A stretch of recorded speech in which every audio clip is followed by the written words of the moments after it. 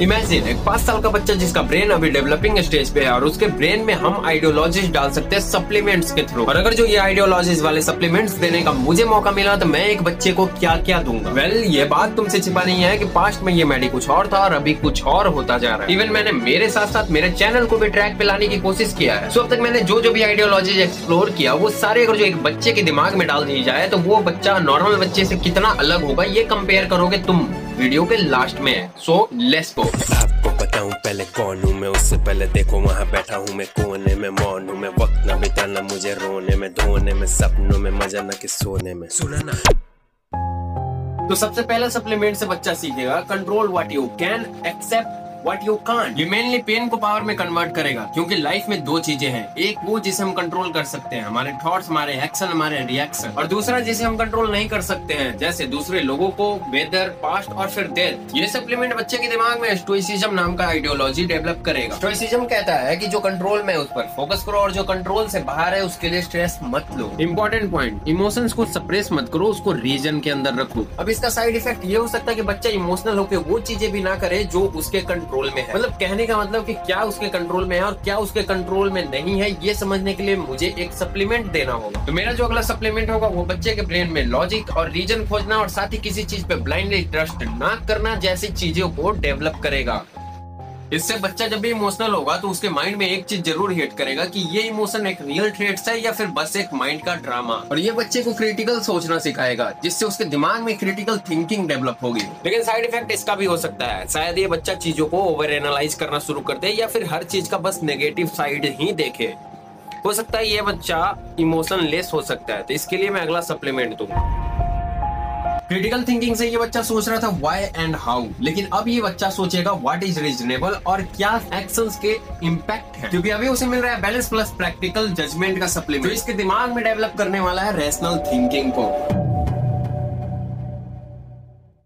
Alright, तो अब ये बच्चा खुद को काफी हद तक कंट्रोल कर सकता है, लेकिन समाज के बने हुए घटिया दलदल में ये अभी भी फंस सकता है। इसलिए मैं इसे अगला सप्लीमेंट दूंगा जो इंसानों से प्यार और किसी से भेदभाव ना करना इसे सिखाएगा। ये ह्यूमंस के वेलबींग और हैप्पीनेस को प्रायोरिटी देगा, कास्ट, रिलीजन, ट्रेडिशन और फिर फालतू के सुपरस्टिशन से दूर। ये लॉजिक, एथिक्स और कंपैशन के ऊपर काम करेगा, लेकिन रिलीजियस लोग इसको एक्सेप्ट नहीं करेंगे, इसे एथिस्ट बुलाया जाएगा, क्योंकि ये चमत्कारी चीजों के होने के ऊपर सवाल उठाएगा। एक्चुअल में गॉड होते हैं ये कोई थीस्ट प्रूफ नहीं कर सकता, और गॉड नहीं होते ये कोई एथिस्ट प्रूफ नहीं कर सकता, तो इसलिए ये कहीं पर एथिस्ट होगा और कहीं पर एग्नोस्टिक। और यही चीजें इसके दिमाग में डेवलप करने वाला है ह्यूमनिज्म आइडियोलॉजी को, क्योंकि ये बच्चा अब खुद के थिंकिंग्स को, ह्यूमन बिहेवियर को समझ रहा है, तो अब इसको देने की जरूरत है जेंडर इक्वालिटी और जेंडर राइट्स की सप्लीमेंट। ये बंदा समझ पाएगा कि मेल, फीमेल या फिर थर्ड जेंडर सबको इक्वली देखा जाना जरूरी है, सबके राइट्स इक्वल होना जरूरी है, और साथ ही जिस कम्युनिटी को दबाया जा रहा है उसका समर्थन करना या फिर उसको एम्पावर करना भी जरूरी है। हाँ जी, बच्चा फेमिनिज्म का चारों वेव पढ़ के अपने अंदर डेवलप करेगा फेमिनिज्म आइडियोलॉजी, क्योंकि ये बंदा अब अपोजिट जेंडर्स को समझ सकता है, अपोजिट जेंडर्स के राइट्स को समझ सकता है, इमोशंस को समझ सकता है, एथिक्स को समझ सकता है।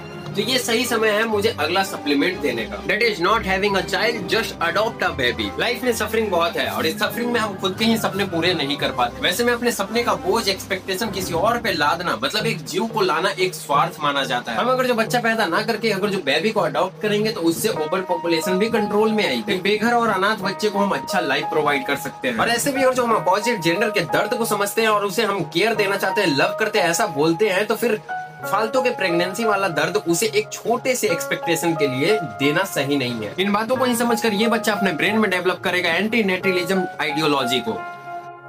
चलो अब एक जगह बैठ कर बातें करता हूँ। ये बच्चा एंटी नेटलिस्ट है, ये सफरिंग को समझता है, पेन को समझता है, ये फेमिनिस्ट है, इक्वालिटी को समझता है, फीलिंग्स को समझता है, राइट्स को समझता है, रेशनल है, इसके अंदर तार्किक बुद्धि है, फैक्ट को, एथिक्स को समझ सकता है, क्रिटिकल है। तो अब ये दिमाग अच्छे से चलाएगा और अच्छे से दिमाग चला करके ही इन सभी चीजों को देखकर अगला सप्लीमेंट के लिए रेडी हो जाएगा। तो अगला सप्लीमेंट होगा एनिमल राइट्स, हेल्थ और फिर क्लाइमेट के लिए। दूध के लिए गायों को जबरदस्ती प्रेग्नेंट किया जाता है, उसे एक खूंटे से जिंदगी भर बांध कर रखा जाता है, उसके बच्चे को उसके दूध से दूर कर दिया जाता है, अगर जो बछड़ा नर है तो उसको मार दिया जाता है। और ये चीज हर साल रिपीट होती है। हर साल एक गाय को प्रेग्नेंट करना, उसके बच्चे को दूध करना और फिर उसका दूध छुड़ाना, तरह तरह के इंजेक्शन देना, तरह तरह से क्रूएलिटी करना, और जब उसके हड्डियों में जान नहीं बचती, जब वो भी दूध देने लायक नहीं बचती, तो उसको भी स्लाउटर स्लॉटर हाउस भेज दिया जाता है या फिर कचड़े के सामान फेंक दिया जाता है। हर साल, हर महीने, हर दिन, हर मिनट, हर सेकंड मुर्गियां, मछलियां, बकरियां सब मारी जा रही है हमारे टेस्ट के लिए। एनिमल प्रोडक्ट्स को छोड़ देने से, प्लांट बेस्ड डाइट लेने से हमारा हेल्थ भी बहुत अच्छा होता है। पर ये मैं नहीं कर रहा, ये ऑक्सफोर्ड यूनिवर्सिटी या फिर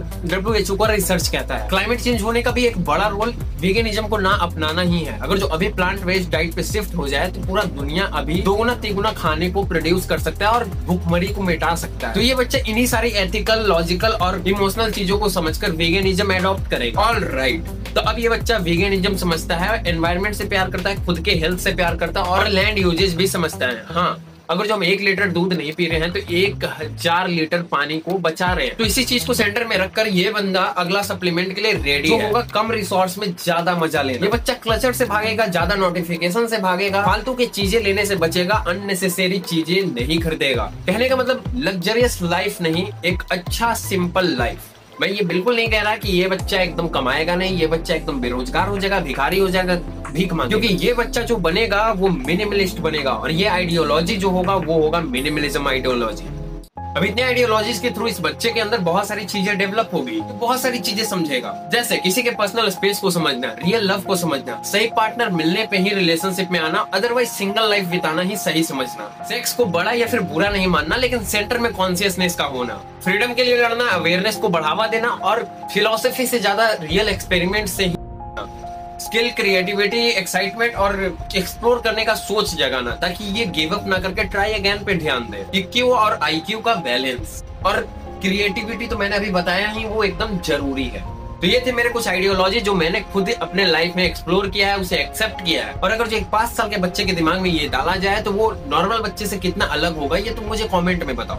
मुझे इस बच्चे के दिमाग में और कौन से आइडियोलॉजी डालने चाहिए, मतलब मुझे कौन सा आइडियोलॉजी अभी एक्सप्लोर करने चाहिए और कौन सी आइडियोलॉजी है जो अभी अननेसेसरी लग सकता है, मुझे ये भी बताओ। और साथ ही साथ मुझे ये बताओ कि तुम मेरे जगह रहते तो तुम कैसे कैसे कौन से आइडियोलॉजी कब कब डालते। अब थोड़ा रियलिटी पे आते हैं। ये वीडियो इमेजिनेशन पे बनाया गया है, लेकिन इस वीडियो के थ्रू हम किसी को इमेजिनेशन में नहीं ढकेल रहे। एक 5 साल के बच्चे के दिमाग में इतना सारा चीज डालना पॉसिबल नहीं है और अगर जो डाल भी दे तो वो इतना सारा चीज हैंडल नहीं कर सकता। लेकिन हाँ, एक बच्चे को हम धीरे धीरे जैसे जैसे वो बड़ा हो रहा है, जैसे जैसे वो ग्रो कर रहा है, ये सारी चीजें डाल सकते हैं। तो क्यों ना हम आने वाले जनरेशन को कुछ ऐसा ही दे। खैर छोड़ो, अभी मेरा टाइम हो चुका है। मैं अब अपना ये आइडियोलॉजीज की दुकान बंद कर रहा हूँ। खुशियों से दूर भागा हूँ,